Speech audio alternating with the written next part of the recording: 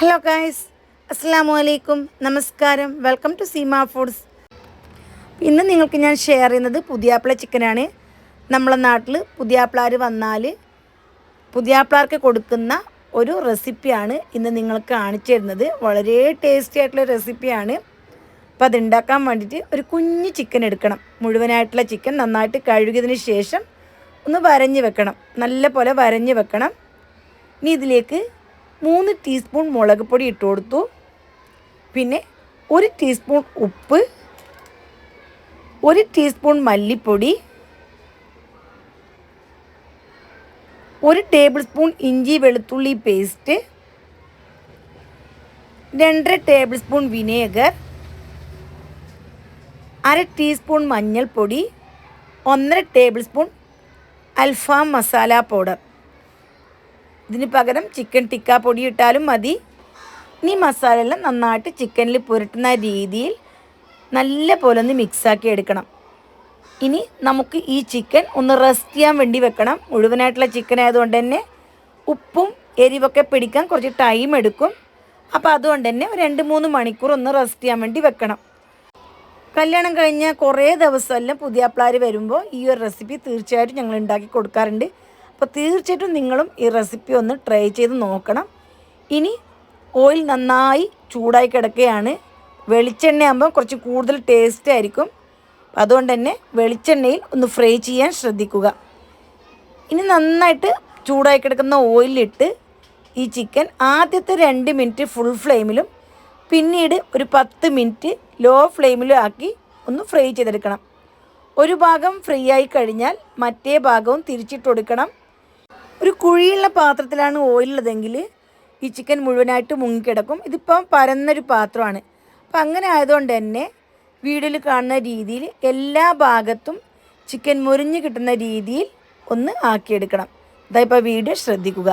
ഇപ്പോൾ ഒരു ഭാഗം ഞാനിങ്ങനെ ആക്കി കഴിഞ്ഞാൽ മറ്റേ ഭാഗത്തും ഫ്രൈ ആവുന്ന രീതിയിൽ ഒന്ന് പിടിച്ച് ആ ഭാഗം ഒന്ന് ഫ്രൈ ആക്കി എടുക്കും.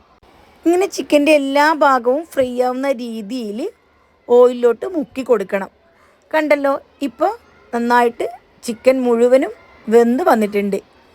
ആദ്യത്തെ ഭാഗം 10 മിനിറ്റ് ലോ ഫ്ലെയിമിലാക്കി വേവിച്ചെടുത്ത് കഴിഞ്ഞാൽ തിരിച്ചും മറിച്ചും വീണ്ടും ഒരു 10 മിനിറ്റ് ഫ്രൈ ആക്കി എടുക്കണം. അപ്പോൾ ഓയിലിൽ നിന്നും ഞാൻ ചിക്കൻ മാറ്റിയിട്ടുണ്ട്. അതേ പാനിലോട്ട് കുറച്ച് ഓയിലും കൂടി ഒഴിച്ചതിന് ശേഷം ഉണക്കമുളകും വെളുത്തുള്ളിയും അല്പം വിനേഗർ ചേർത്ത് ഞാനൊന്ന് ക്രഷ് ചെയ്തെടുത്തിട്ടുണ്ട്. അപ്പം അതിൽ നിന്നും 1 ടേബിൾ സ്പൂൺ ഇട്ട് കൊടുത്തു. വീണ്ടും ഇഞ്ചി വെളുത്തുള്ളി പേസ്റ്റ് 1 ടേബിൾ സ്പൂൺ തന്നെ ഞാൻ ഇട്ട് കൊടുത്തു.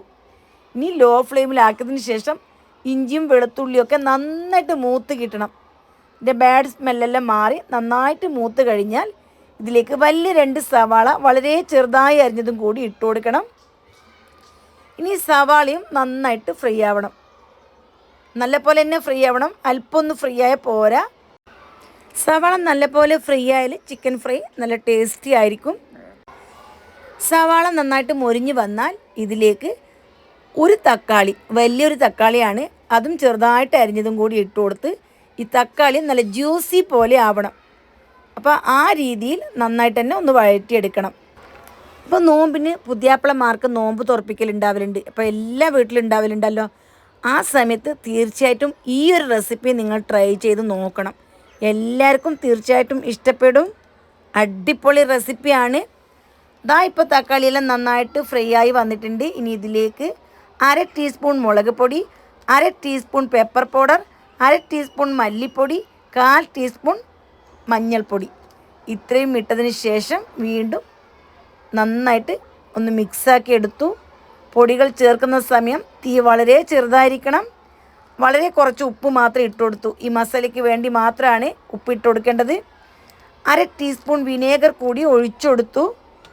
ഇനി ലോ ഫ്ലെയിമിൽ തന്നെ നന്നായിട്ടൊന്ന് മൂപ്പിച്ചെടുക്കുക. ഇനി ഇതിലേക്ക് വേണ്ടത് മല്ലിയിലയാണ്. ഫ്രഷ് ആയിട്ടുള്ള കുറച്ച് മല്ലിയിലയും കൂടി ഇട്ട് കൊടുത്തതിന് ശേഷം മസാല വീണ്ടും വഴറ്റിയെടുക്കണം. ഇനി നിങ്ങൾക്ക് വേണമെന്നുണ്ടെങ്കിൽ ഇതിലേക്ക് 1/2 കപ്പ് വെള്ളം ഒഴിച്ചിട്ട് മൂടി വെച്ച് ഒരു ലോ ഫ്ലെയിമിൽ 2-3 മിനിറ്റ് ഒന്ന് തിളപ്പിച്ചെടുത്തതിന് ശേഷം ചിക്കൻ വേണമെങ്കിൽ ചേർക്കാം. ഇപ്പം ഞാൻ അങ്ങനെയല്ല, ഈ മസാലയിലോട്ടാണ് ചിക്കൻ ചേർത്ത് കൊടുക്കുന്നത്. ഒരല്പം ഗ്രേവി പോലെയായിട്ടാണ് വേണ്ടതെങ്കിൽ ഞാൻ മുന്നേ പറഞ്ഞ പോലെ വെള്ളം ഒഴിച്ചു കൊടുക്കണം. ഇതിലേക്ക് ഞാൻ ചിക്കൻ ഫ്രൈ ചെയ്യുമ്പോൾ കിട്ടിയ കുറച്ച് ഈ ചിക്കൻ്റെ മുളകല്ലുണ്ടല്ലോ, അതിൻ്റെ ഒന്ന് പൊടി ഉണ്ടാവലുണ്ട്. അപ്പോൾ അതും ഒരു സ്പൂൺ ഇട്ട് കൊടുത്ത് ഇനി ഈ ചിക്കനിലോട്ട് മസാല നന്നായിട്ട് പിടിക്കുന്ന രീതിയിൽ നല്ല പോലെ ഒന്ന് ഇളക്കി ഒന്ന് യോജിപ്പിച്ചെടുക്കുക. ഭയങ്കര ടേസ്റ്റി ആയിട്ടുള്ളൊരു പുതിയാപ്പിള ചിക്കനാണ് ഞാൻ നിങ്ങൾക്ക് ഇന്ന് ഷെയർ ചെയ്തത്. തീർച്ചയായിട്ടും എല്ലാവരും ഒന്ന് ട്രൈ ചെയ്ത് നോക്കണം.